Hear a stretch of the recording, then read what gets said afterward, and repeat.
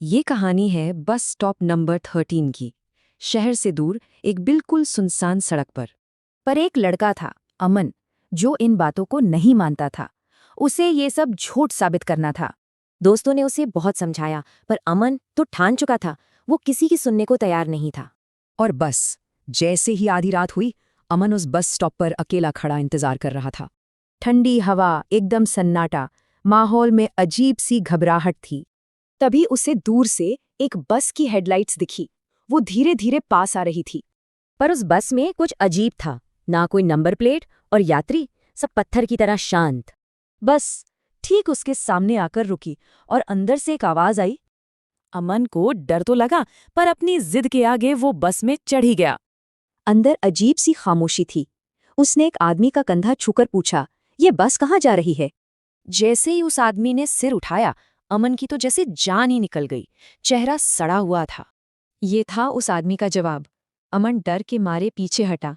तभी उसकी नज़र बस के शीशे पर पड़ी। उसमें जो दिखा वो एक जिंदा इंसान नहीं था। उसे अपना अक्स दिखा, पर वो जिंदा नहीं बल्कि एक लाश था। कंडक्टर की बात सुनकर अमन के दिमाग में एक भयानक याद कौंधी। उसे याद आया उसका बाइक एक्सीडेंट, और इसी सड़क पर हुई उसकी मौत।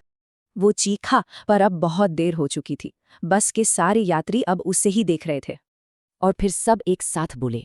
उनकी आवाज ने अमन का सच तय कर दिया था। और वो बस तेजी से आगे बढ़ी और अमन को लेकर हमेशा के लिए अंधेरे में खो गई। अगली सुबह सड़क के किनारे लोगों को एक लाश मिली। वो अमन ही था। लेकिन उसकी लाश के पास मिट्टी पर कुछ लिखा हुआ था, एक सवाल। तो सवाल ये है कि बस स्टॉप नंबर 13 अब किसका इंतजार कर रहा है? गांव के बाहर एक पुरानी हवेली। कहते हैं रात में वहां कोई नहीं जाता। हाँ, बातें तो कई आत्माओं की होती थी, पर सबसे खतरनाक थी सिया। तो ये कहानी है सिया की, एक आम लड़की जिसकी मौत बिल्कुल भी आम नहीं थी।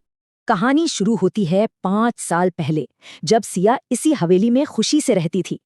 पर गांव के कुछ लालची लोगों की नजर उस हवेली पर थी, जिनका सरदार था रघुवीर।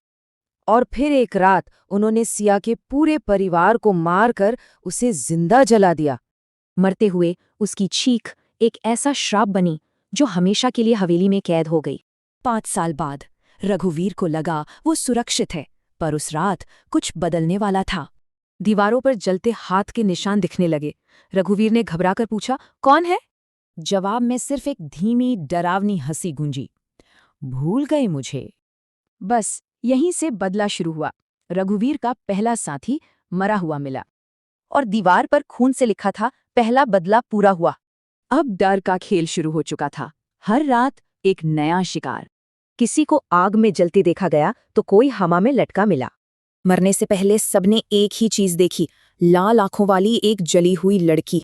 वो फुसफुसाई, तुमने मुझे जलाया था, अब मैं तुम्हें जलाऊंगी। जल्द ही सिर्फ रघुवीर बचा। उसने भागने की कोशिश की, पर दरवाजे बंद हो चुके थे।